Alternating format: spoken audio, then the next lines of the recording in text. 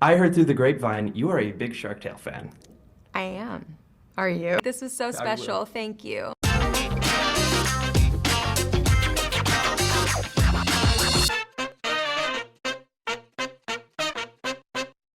Hi, Olivia. My name is Thomas Alnidas from OneTakeNews. How are you doing today? I'm good. How are you? I'm doing great. Good. Before I start, I just got to say, I grew up on Kicking It and I didn't do it. I'm a Disney Channel kid, and I'm sure you've heard this a Yay! lot today, but you have no idea how much of an honor this is for me today. Oh, that's so sweet. Thank you. Like, me and my sister grew up on you, so I just had to say Oh my it's such God. an honor. Love you guys. And Thank you. I love this movie so much. I cannot wait to scream from the rooftops about how much I love it whenever embargo lifts. But I'm curious, this is you're back in horror again after doing Totally Killer about 2 years ago. You played a supporting role and you were fantastic in that role. But I'm curious now, what's it like to be the lead final girl? What's it like being on the other side of that now? I am a huge fan of this genre, and I love that I've kind of been dipping my toes in this world over the last couple of years. And this job has been the most fun job of my life. We had the best time making it, and I just feel very grateful. I also learned so much every single day. Making horror movies is not easy, but it can also be the most fun time of your life. And I had an incredible casting crew who helped execute and elevate this movie in ways I didn't even know how when I first read the script. Yeah. And to actually talk about the script, something I really like is that the final girl actually gets that. I actually spoke to Mike, Christopher, and Philip earlier about this, and they said this about you, about how you bring so much like depth to a character like Ali, something that a lot of final girls don't really get in the horror genre. So I'm curious, out of all of Ali's traits or personality quirks, which one were you like most excited to take on, or which one do you feel like resonated with you the most as Olivia? Ooh, I really do love how layered Ali is. I like that she can be all of these different things. You know, she's a little sassy. She's very, very strong-willed and opinionated. And she's also incredibly badass. And I really love that she leans into every single one of those qualities. And, you know, she has her moments of insecurity, but I also like showcasing that as well, because she's human, and she's also a girl in her 20s just trying to figure it out and wants to be in love, but also wants to stay clear of it. Like she's trying to make decisions day by day, moment by moment. And I really wanted to lean into that. And that's very sweet of Chris and Philip to say. The idea of being a final girl is like an incredible honor. And I really loved Ali's badass moments. I think that those are my favorite moments in the Yeah. film. Yeah. And while I was actually doing the interview, Michael called you iconic. I hope you know that. He thinks you are iconic and an Michael, all-timer. that's so nice. That's very sweet. I think the same of him.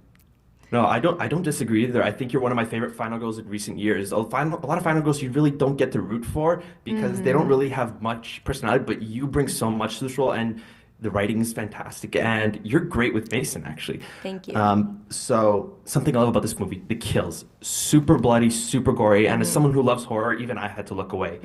And I think a lot of people are gonna have the same answer about this, but I'm curious, when you read this fantastic script for the first time, what was the kill you were most excited to see come to life? I mean, I think we know.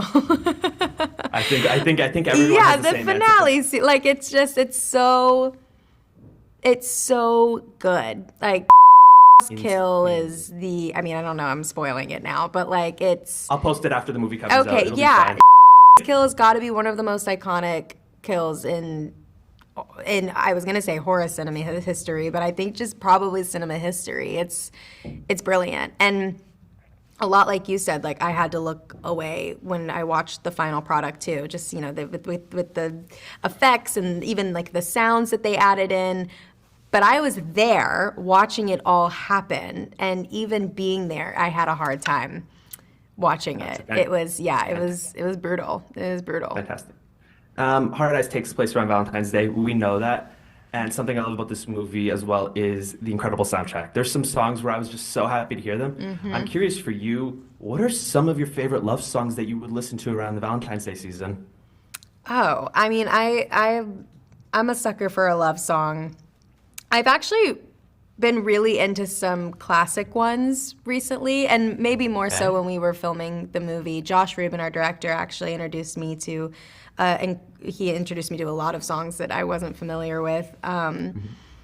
And he created an entire playlist, which I lived off of while making this movie. But I am obsessed with the song "I'll Be Seeing You" by Peggy Lee. I think it's such a special. Oh Fantastic yeah, and we've song. seen it in so Yeah, many beautiful romantic movies. But I'm a sucker for that song.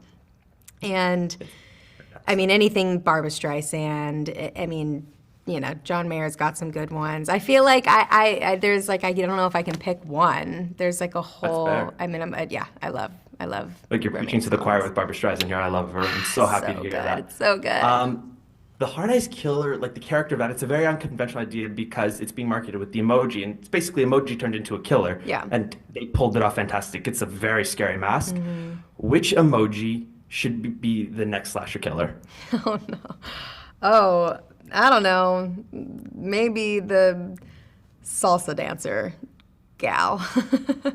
That would be funny, actually. I don't I know, think that but could like work. you don't expect it. Just a dancing girl who kills. I would love that. I think that'd be very cool, very interesting. Yeah. Cinematography could be cool for that movie, actually. Yeah, I'm thinking so too. Actually, I like my Yeah. answer now. I was unsure about it at first. I'm thinking the West Side Story remake. I'm thinking if you get that guy on there, you could do some really I'm cool so stuff. into it. So into it. And my last question before I go. I heard through the grapevine you are a big Shark Tale fan. I am. Are you? And I'm very curious because I also love Shark Tale, but Okay. I'm curious what makes it so special to you.